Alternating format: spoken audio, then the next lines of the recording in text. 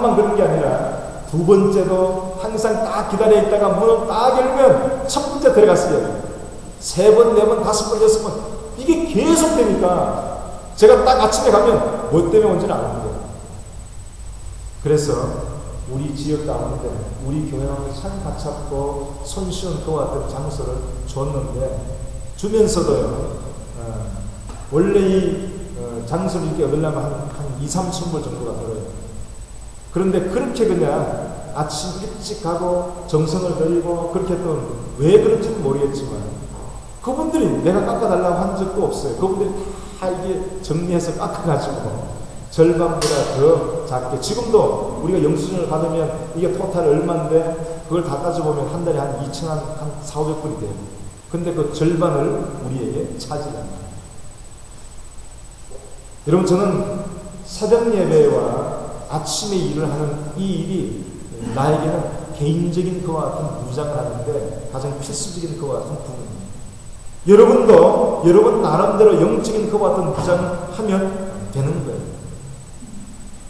이번에 한국에서도 참 요즘 이제 국방에 대한 그와 같은 부분이 많이 나오니까 최초로 대한민국 항공사상 처음으로 헬기를 아마 그 시제품을 만들어 가지고 한 10분 동안 이 헬기를 초도 비행에 성공을 했거든요. 그래서 그 헬기가 초도 비행에 성공한 그 헬기가 앞으로는 공격 헬기도 될 수 있고 앞으로는 한국형 개량 모든 헬기에 다 적용이 될 수 있다. 그런데 지금 국방부에서는 그것을 공격형 헬기로 만들 때 시간이 많이 걸리니까 미국에 있는 아파치 공격 헬기를 중고로 사와야 된다. 뭐 이것 때문에 논란이 있는가 봐요. 그런데 그 글을 제가 읽어보면서 한 가지 중요한 부분의 글을 제가 발견했습니다. 그건 뭐냐 하면 박정희 대통령 시절서부터 이 헬기에 대한 그와 같은 설계를 시작하고 노태우 대통령 시절에 거기에 대한 밑그림이 다 그려져 있는데 그때 그것을 제대로 준비했다면 30년이 지난 지금은 그와 같은 일들이 우리 가운데 있을 텐데 그게 또 이런 논란 가운데 빠져있다가 저런 논란 가운데 빠져있다가 개인 무장을 안 합니다. 그래서 지금도 만약에 이 일들을 제대로 잘 하지 않으면 앞으로 30년 후에 똑같이 이렇게 되어질 것이 아닌가. 그것은 왜 그렇습니까? 갑자기 일어나는 전쟁과 싸움에 대비하는 거예요. 여러분의 개인 무장은요.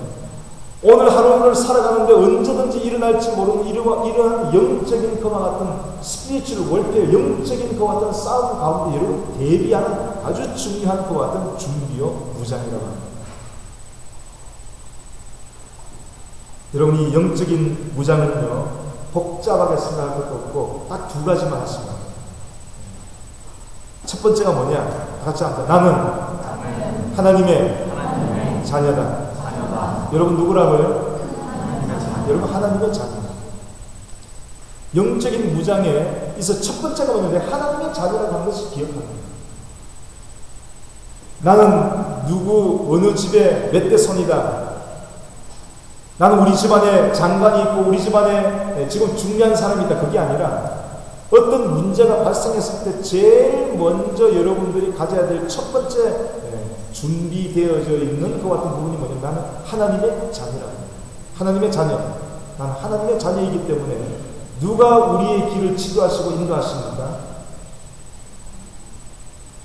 요한복음 14장 25절, 24절, 25절, 26절 말씀해 보시면 여러분이 하나님의 자녀이기 때문에 성령님은 세상 끝날 때까지 여러분과 함께하고 여러분과 동행하고 그가 여러분들을 지도하고 인도하시고 그가 여러분들을 가르쳐 승리하게 하실 것이라고 했습니다. 하나님의 자녀 됐다고 하는 이 일이 영적인 준비 가운데 가장 첫 번째인데 쉬운 일이잖아요.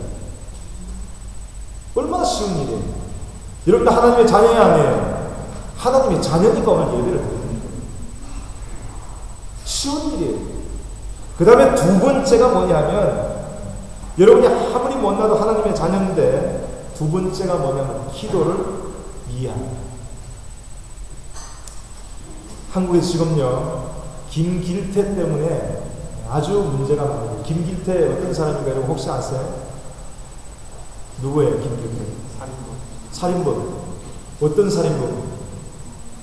여중생을 살해했어요. 여러분, 인간이 아무리 모자라도, 저것 때문에 그냥 문제다. 아이고, 어떻게 저런 모자란 사람 태어났을까? 아이고, 정말 모자라도 이렇게 모자랄까? 왜 너는 문제만 일으켜? 왜 너는 이렇게 모자라기만 살아? 아이고, 차라리 그냥 확 죽었으면 좋겠다. 아무리 그렇게 하고 아무리 모자란 사람이라도 그 사람이 모자란 사람이기 때문에 죽이면 뭐가 되는 거예요? 죽이면 뭐가 돼요? 살인이 되는 거예요. 살인. 여러분, 돼지는요, 그냥 키우다가 귀찮으면 어떻게 하면 돼요? 잡아먹든지 팔아먹으면 되는데, 여러분, 개는, 이 개 얘기 잘못하면 여기서 큰일 나지만, 어쨌든, 개는 기르다가, 잡으면 오신탕으로 약도 되기도 하고, 수술 받은 사람이 개고기를 먹으면 빨리 아마 이게 효과가 있대요. 그렇게 되기도 하고, 유익도 되기도 합니다. 소를 잡으면 그 소 잡은 가지고 가죽으로 쓰기도 하고, 고기로 만들기도 하고, 족발로 먹기도 하고, 소는 버릴 게 하나도 없어요. 예? 그렇지만은, 인간은요, 아무리 모자라고, 아무리 모자란다 해서 죽이면 살인이 됩니다. 그만큼 인간이 고귀하고, 중요하고, 귀하다고 합니다. 그 여중생 한 사람이 억울한 그 죽음 때문에 연인은 2만 명이라고 하는 그와 같은 경찰들이 동원돼가지고 그 범인을 찾아내는 거예요. 왜 그렇습니까? 인간은 어린 사람이라든지 나이가 든 사람이든지 그처럼 귀하고 고귀하다고 합니다. 여러분, 이 복음을 잘 이해하지 못하는 부자나 그리고 복음을 잘 이해하지 못한 정치가 훌륭한 사람들은 다 멸망을 받았습니다. 그런데 복음을 알고 있는 연약한 자는 승리했다는 사실을 저도 알고 있고 여러분도 알고 있고 성경 누가복음 16장에 기록되어 있는 말씀으로 우리가 알고 있는 것입니다. 아무리 소유가 많더라도 복음을 모르는 사람은 다 멸망 저주 가운데 들어갑니다. 아무리 모자라고 가지고 있는 것이 없어도 복음을 가지고 있는 사람은 승리했다는 사실을 저와 여러분들이 너무 잘 압니다.